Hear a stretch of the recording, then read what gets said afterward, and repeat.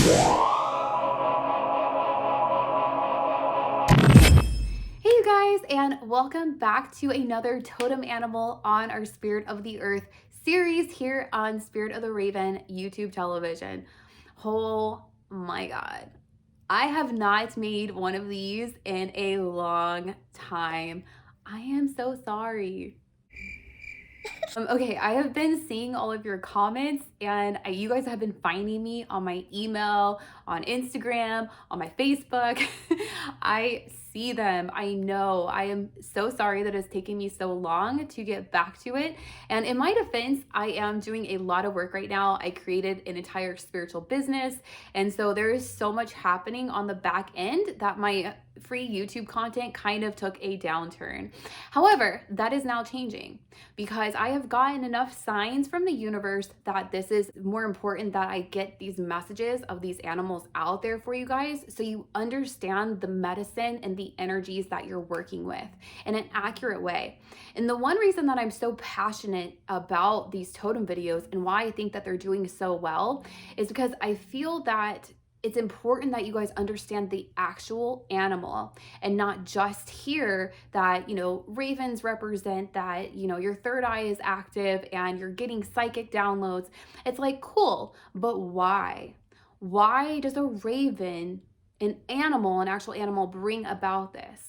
And if you've watched my other videos, you know my style. I like to explore the animal, I study the animal, and I make notes and correlate it to the spiritual realm. So that is what we are going to do for this animal as well. So as you guys can tell by the title and what I just said, we are going to be covering the Raven totem today. So Raven totem is definitely by far my most potent totem. I am named after Raven. That is my birth name. And I have been in tune with this animal ever since I was a child. Like I said, I have shown characteristics of having this animal as my main totem ever since I was very, very little. I think ravens, they just induce so much curiosity in people, and they have since the dawn of time.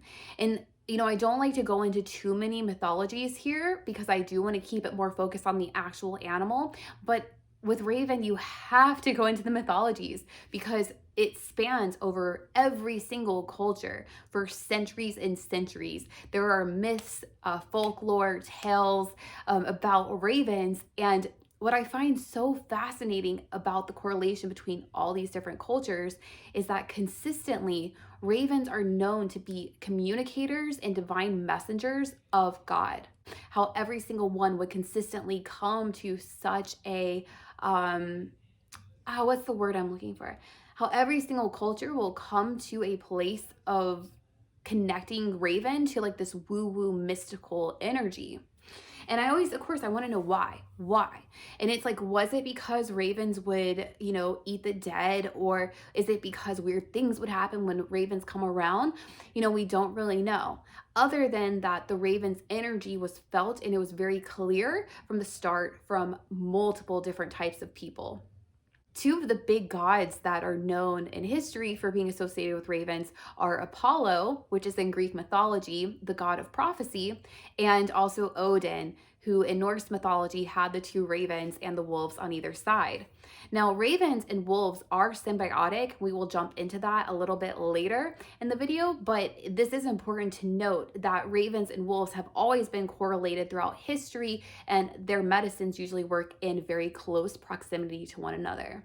In the story of Apollo, it is believed that the raven was Apollo's messenger, and that at one point the raven had delivered bad news to Apollo, and as an attempt to punish it, the raven was scorned and was forever turned from white to black. The reason that I find this to be of importance is because at the same time, across the world, the Native Americans also had a very similar story of the raven being scorned from white to black when the raven told the buffalo that the hunters were coming. There is also another tribe that has a story about a white raven who was with a white buffalo, and after the white buffalo was killed, the raven fell off the buffalo's back and struggled to fly away, so it ended up in the mud, and that was what turned it black. Why I think this is interesting is how could these different cultures have the same belief that the raven went from being a white animal to a black animal? We won't know for sure exactly. However, I find when creation stories or mythologies line up, it usually is a sign for us to look into it. And I think what it's representing is the raven's transformative energy, where things that happen to us, especially with raven medicine, is we do see in a new way, and that newness in the way that we're viewing life can change us forever. And I feel like that kind of represents that as these life events happen to us and we gain wisdom, we can't remain the same. So often raven will come around when you are going through something that is going to forever shift the way you perceive and react to life. So one of the biggest mythology stories that I have to talk about, I've always found this very fascinating ever since I was a little girl, was Noah's Ark. And the reason is because the Christian God is not usually known, this is kind of ironic, is not known for being very forgiving at first, right? Because it's a forgiving God, but in the beginning, usually you get smited, right? Like lightning will strike you or the world will open up and swallow you whole. You know, the Christian God can be very brutal sometimes. And I think it's interesting that the raven was not harmed after not technically obeying God. So if you guys don't know the story, I'm sure you know the story, but just in case, if you don't know the story, it is of Noah who, because of God's wrath, God flooded the earth for 40 days and 40 nights, and Noah built an ark and put 2 of each animal on the ark. And after, when they're waiting and they're hoping for land, God tells Noah to send a raven. So Noah releases the raven, and the raven doesn't come back, and God doesn't say anything about it. God just says, release the dove. And then the dove, of course, comes back with the olive branch, and that is how humanity was made. But what always bothered me was like, how do you just like not say what happened to the raven? Where did the raven go? What did the raven do? Now, I've heard people talk about this where, of course, if it is a raven, the raven would have gone and gotten distracted by the dead bodies floating in the water. I don't believe that. God never punished the raven at all. And what's actually even more interesting, in other passages in the Bible where God mentions the raven, it's always very favorable. God sends the raven to feed one of his prophets, Elijah, when he was imprisoned. God also, there's several passages where God is quoted to say that he will always take care of the ravens and their young. And it's this idea that God takes care of ravens because ravens do his bidding. And that's why I thought it was interesting that if it's all knowing God, and God knew the raven was not going to come back with an olive branch, why would God send the raven to begin with and not the dove? I think the raven personally went on a separate quest that maybe we'll find out one day in another book, because I do feel that ravens truly are messengers when it comes to their interaction with God. And I think that people that get really heavy raven totems, or ravens come in as a spirit guide, they start having a more direct communication with God, whatever that may be for you, right? Because we're all different. We all have a different type of God. And this channel is definitely not to try and force you into a certain boat. So keep that in mind as you watch. Another mythology that I do have to bring up, because I actually am not very happy with it, is the British. And they have the mythology about the ravens protecting the Tower of London, or the ravens on the Tower of London, and how if the ravens ever leave, then that's a sure sign that Britain will fall. Well, here's the thing. Apparently, in order for them to make sure that that never happens, they clip the raven's wings now on the tower. And they have a raven master who feeds them these blood biscuits that try and make them want to stay. I just want to state, in an effort for the animal, is birds are meant to fly. That is what they were created to do.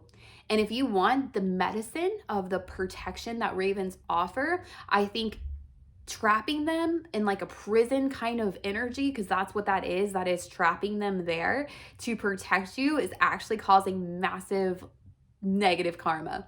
Like, there's no way that that totem animal is going to want to work with that country if that's how they treat them. I think instead, the reason all the ravens left is that the people of London have not been in tune with the Raven spirit, and I think it's extremely disrespectful to clip a bird's wings, period.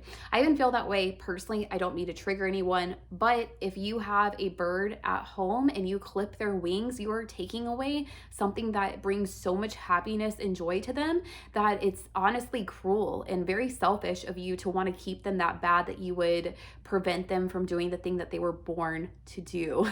So just want to say that about the medicine and mythologies, that when we are working and we are asking these animals for help in our own lives in an energetic and spiritual way, that we must show our respect to the animal by treating it as its own life form and entity, as an equal to us. Humans might be the smartest and most resourceful animals on this planet, but they are not the most loved by God, our creator. We are all equal. So if you are working with Totem, please make sure to honor them in every which way possible. And honestly, if whoever runs the ravens in the Tower of London, like, get your shiz together, okay? Stop with the clipping of the wings. It's not cool. All right, so let's go ahead and just dive into the Raven medicine and how the medicine affects you. So first, I want to say, because ravens are so intelligent, they are very complex creatures. Any creature that's intelligent is going to have more complexities. And the more complexities they have, the more complex their medicine can be. So depending on how this totem animal is coming in for you, it really depends on where you're at and what lessons you are learning. So as I go over the different things that the Raven can help you with or enhances, relate it to your own story. Like, if you are having a harder time, then the Raven's probably working with you on shadow work or the trickster energy. If you're having crazy dreams and visions and you're starting to gain spiritual abilities, then the Raven's helping you obviously in those areas. So apply the medicine where the medicine is needed. And that's the same for all of these animals. The first thing we always want to break down is, if you guys watch these series, you know how I like to break these animals down by their elements and what they eat, how they mate, what kind of habitats they live in, and get the medicine from that. And ravens are a bird. And bird energies all work with the element of air, which is the mental realm. So almost every single bird that comes to you as a totem animal or a spirit guide, it's going to be helping you with your communication, how you speak, how you think. If you're working through illusions, it'll help with all of that. Ravens work heavily with illusions, and through illusions, they can create illusions, and we'll get into that, like I said, a little bit more in the trickster energy, but I want you to understand that is because when we're talking about the mental and air realm, we are talking about these higher chakras. So this is your crown chakra, where information comes in, your third eye, how you perceive the world around you, and your ability to see through, read between the lines. And then also your throat chakra, which is how you express and communicate. The Raven's going to be affecting all three of these chakras predominantly versus any of the other ones. Another thing that you're going to want to note about ravens is that ravens are scavengers. And anytime you are working with a scavenger animal, so whether that is a raven or it's a raccoon or it's a alley cat, you are going to have extreme resourcefulness. Okay, these animals know how to figure things out without needing a lot in place. That's why ravens are so diverse and are able to live in so many different places, is that they are adaptable. They can live in the snow, the desert, the forest, the mountains. They can live at high altitudes, lower altitudes. They live in countrysides. They can live in cities. They will eat trash. They will eat dead animals. They will eat almost anything. So these animals are very versatile. They're very adaptable. And when you're working with any type of animal like that, you're gonna start seeing things that you didn't see before. And this is part of the medicine that's happening in your higher chakras, is it's giving you a way to think about things differently and to put pieces together that maybe before you wouldn't have seen, or problem solve in a way that just makes your life a lot easier. So if you have been kind of feeling stuck and not knowing what to do with your life, this is a great time to call upon Raven medicine to help you see through things that you maybe did not see before. about with Raven medicine is it is a trickster. Ravens are massive tricksters. I would even say working with coyote is really rough for me. Kind of because ravens and coyotes are both trickster energies, and it's that canine raven medicine. They usually go well together. So it's not too harsh on my energy, but coyotes can be very rough tricksters to work with, where I feel like the raven is more of a playful trickster. And you can actually see this in their behavior, that not only when they come to you are they kind of tricking you, but they love to trick just everything and everyone, including each other.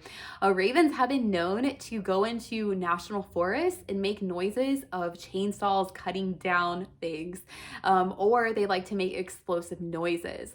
What's funny is that the park rangers will go into the parks looking for the culprit that is doing this illegal act, and then the ravens will all wait for them to get there, and then they'll fly away. They'll make the noises and fly away to let the park rangers know that it was them. And so there, of course, there's that debate. Are they doing it on purpose, or are they just mimicking what they hear? Well, I personally believe that they are doing it very much on purpose, because we see this trait actually in their everyday behavior.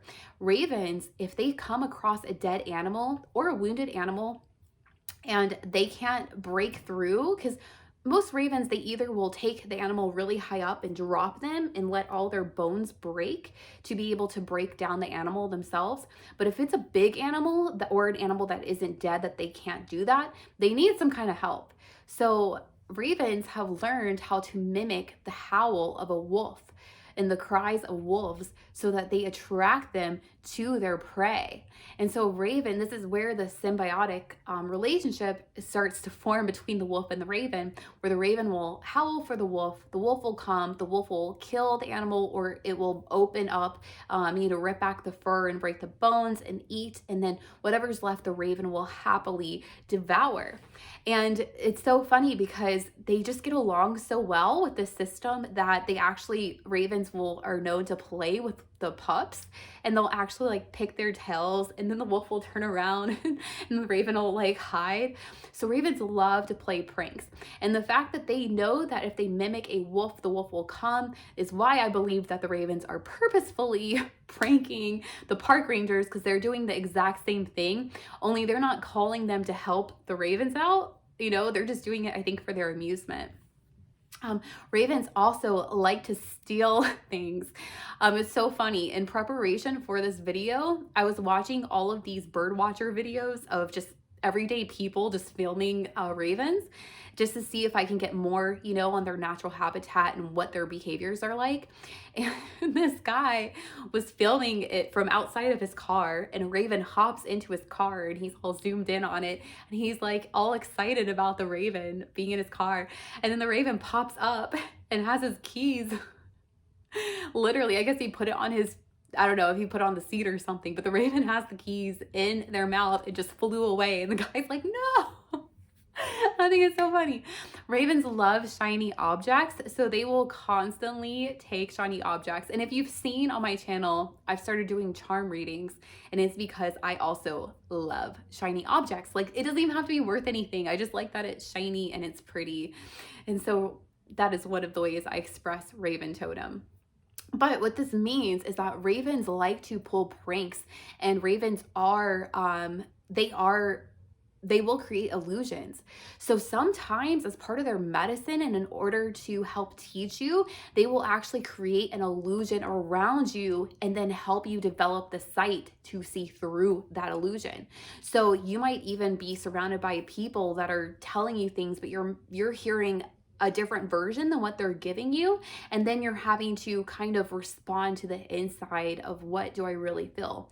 Or let's say the people around you aren't being true to you, and you have a bunch of people around you that are tricking you. The raven medicine can come in and help you counteract that really fast, because it's, a trickster always tricks themselves. They always trip themselves up, which is so true. A trickster will trick themselves. I do it all the time. I get myself into so many scenarios that could have easily been avoided, and then my resourcefulness kicks in and I get myself out of those same scenarios I got myself in. That is raven medicine for sure. But it's, even with that being said, even if a trickster tricks it himself or herself or whatever, tricksters also don't put up with being tricked very easily. They are naturally kind of suspicious of people because of this trait. They know that people aren't always upfront, and it's really, really hard to lie to someone with a really strong Raven totem or someone who is working closely with the Raven spirit animal medicine. So if you are, like I said, working with Ravens, you're not going to fall for people's bull very easily. They're going to have to really try to convince you, which is going to be really hard. So just keep that in mind as you're working with this animal. And this is partially why Ravens work so much in the shadow realm. You guys have seen any of my previous videos, then you guys already know that animals that have a dark coat, you know, black absorbs the light, they are usually animals that will work with you in the shadow realms. This is also true of any animals that are nocturnal and work in the darkness. If they live in the darkness or they wear the darkness, they usually do have some kind of influence with shadow work. And one of the biggest reasons that Raven is so strong with shadow work, yes, it is this trickster energy because ego death is a part of trickster medicine, but also because they do eat the dead. So do humans. Keep in mind, humans also eat animals that have been dead for a while. So we are actually, and I think actually, I'm kind of curious, would you guys be curious at all on a human spirit animal? Because we actually are spirit animals too. And this is the same with animals. They're also different, but their overall collective consciousness does have a unique and cohesive medicine. Humans do as well. And so this we do share with them. Any animal that eats another or eats the dead, like the dead, or they're pulled to the dead, you know, like humans yet again will, back in the day, we'd pull roadkill or we pull like random dead animals and we cook them or preserve them or whatever. Not all animals do that. Most animals kill right on the spot and they eat it. And if it's been out for too long, they leave it, right? Both of us do. Well, what that means is that we work with the dead. If we consume it, we work with it. And most humans are very psychic and connected to the other side. We just don't tap into it as much. I feel that because we are so intelligent, we actually do shut down a lot of those mystical, illogical responses to the things around us. But with that being said, especially if you're working with Raven Totem, you can reinduce the psychic ability to connect deeply with those that have passed. You know, Ravens, they stay very close to battlefields. They're not afraid of death. They're not afraid to take a risk and even like eat someone as they're dying, which is kind of messed up. But this is part of the Raven Totem, right? Ravens are not afraid to be in that energy. And so therefore, when you're going through your own ego death or you're going through massive transformations, which feel very much like dying, you might have ravens flock around you as in helping you disperse the energy that you no longer need, right? This is decay. We're getting rid of all the decay. And same with fly medicine will do this, vulture medicine will do this. If you are trying to get rid of things that no longer serve you, you can call upon any animal that eats dead things. So keep that in mind as you work with the Raven Totem. And if you guys are wondering what this light that comes on and off is, it is my laptop. So just throwing that out there if anyone's curious. So a fun thing about ravens is that they love to play. They love to play. They are known to do human-like things where they will actually make toys, and this has only been documented in ravens, apes, and humans. So this is a trait that we also share with them, is that they like to create tools and play with them or use them. Sometimes they'll even take rocks and they'll go up into the sky and they will throw the rocks at each other in a fashion form, or they'll chase each other. They're known to surf in wind. So ravens are usually actually very territorial about their land, and we'll get into that in just a second. But whenever a nice wind picks up, they will actually join with other ravens, forming what is called an unkindness. No, we're gonna rename that, because you know what? People make up words all the time now because of Urban Dictionary. So I'm gonna call a flock of ravens a shadow vortex, because that sounds way more cool, and I'm so over the unkindness. You know, a conspiracy is also what they're called. I just who came up with that? Obviously someone who was not a fan, okay? So Anyway, they form this shadow vortex with each other, and they will let go of their territorial boundaries, and they will surf and play together in these fun wind currents. So you'll see them too trying to float when the wind hits hard. They'll like try and surf it, and then they do these cool dive bombs where they go down like this and then they flip. And it's not really for any type of like catching things. So literally they just do it for fun. And it's something that only the adults do. The kids don't really do it because their wings just aren't strong enough yet. So I just found that to be a really fun fact about them. And how I think this interacts and how I feel it in myself and in people that come to me asking about Raven Totem is that ravens do know how to get what they need, right? They're scavengers. They're, not afraid to go into battle. They're not afraid of loud blasts. Like, they have so much bravery to get what it is they need, but they also know when to drop all of that and to go have fun. So Raven Totem coming over you can tap you into your intuition, where you know what to do in the moment, where you can literally go from being on a battlefield with people dying and crossing over, which is a huge Raven Totem trait, by the way, is crossing over spirits. You can go in from that to literally playing. And something else that they do is they like to roll down hills for fun. And you can actually see this in many videos where they will go to the top of a hill and lay over, and then they will purposefully kick so that they start rolling, and then they'll fly up and do it again. It's really funny. Okay, so let's talk about relationships. So like most birds, if you're working with a bird totem, you're going to feel less grounded because birds don't like to be trapped. They very much value freedom. And if you're working with bird totems, you're going to crave freedom. Like, you must be able to move your wings. But ravens actually are not as nomadic as the other birds. Yes, they are nomadic because they are a bird, but they don't actually fly south for the winter. They don't need to. They're actually adaptable to almost every type of environment. So the only time that they're actually really nomadic is when they're in, gangs of shadow vortexes. Because what they're ultimately wanting is a mate. So the moment a raven finds their mate, they usually anchor in for life, and they pick a territory, and then they defend that territory together for life. So once they are married in bird ways, whatever that is, they will not move unless they absolutely have to, or unless one of them dies. So they will raise their kids there. They will fight hawks. They will fight crows. They will fight whoever they have to fight to make sure that that stays their territory. And I think this is actually really fascinating. It shows that this totem animal is one that can commit.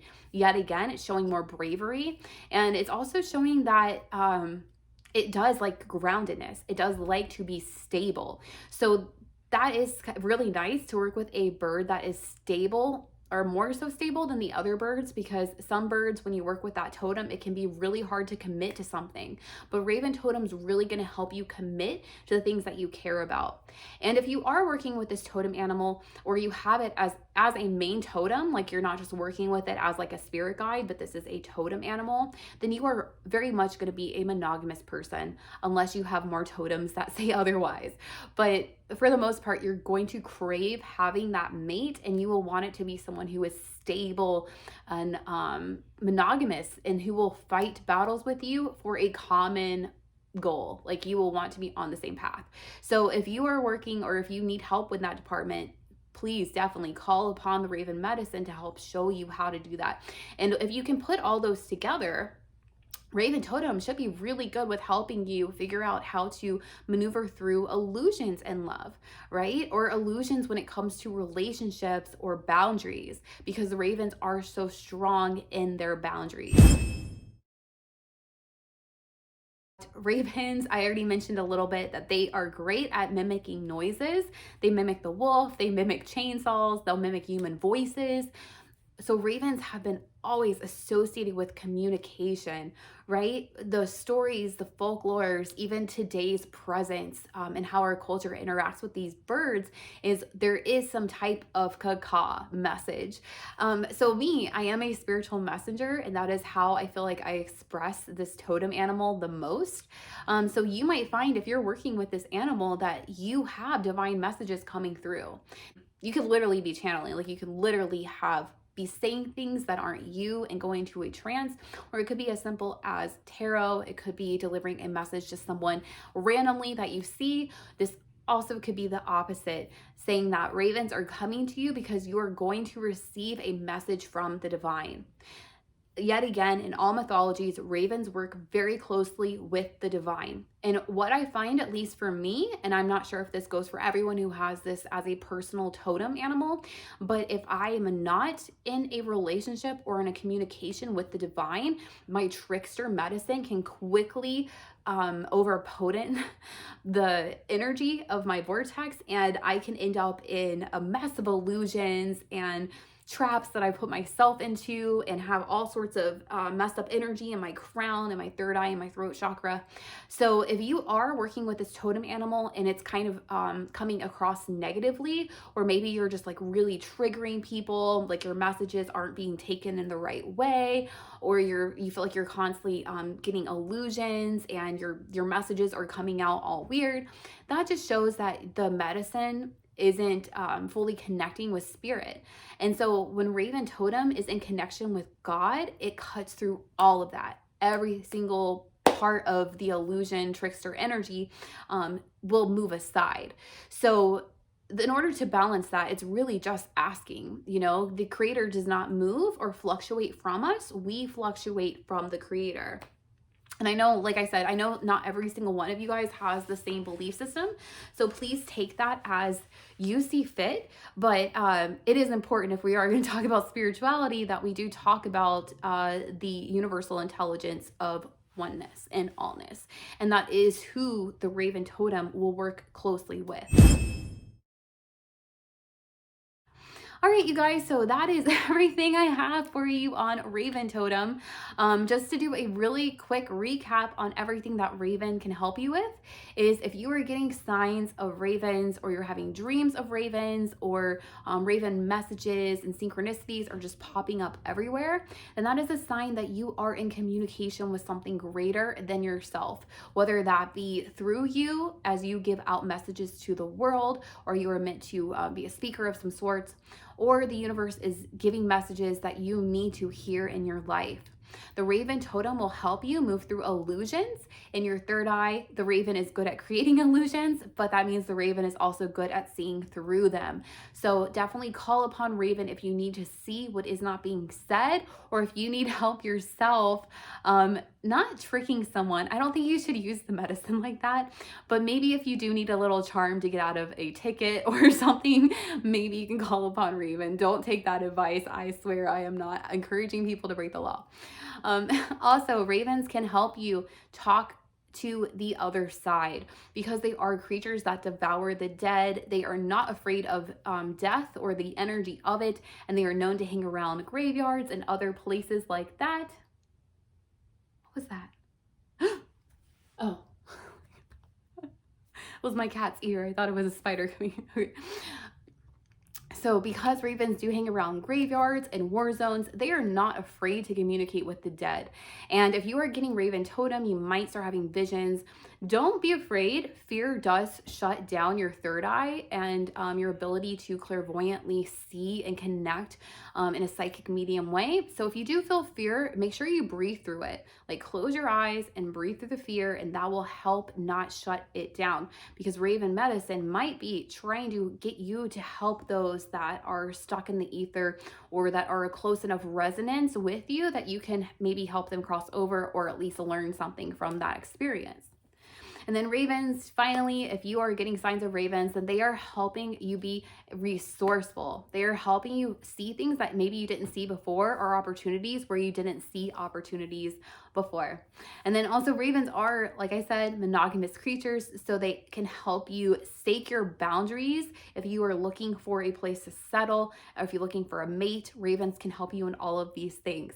Please let me know what you thought of this Raven Totem video. Tell me what kind of dreams or signs that you have been getting around ravens, and also tell me what animal you want to see next. Even though I already do have the next animal planned, I will give you guys a hint. It is an animal that gets along with ravens very well, that we have mentioned in this video. So, all right guys, until next time, have a wonderful day and keep working with the medicines.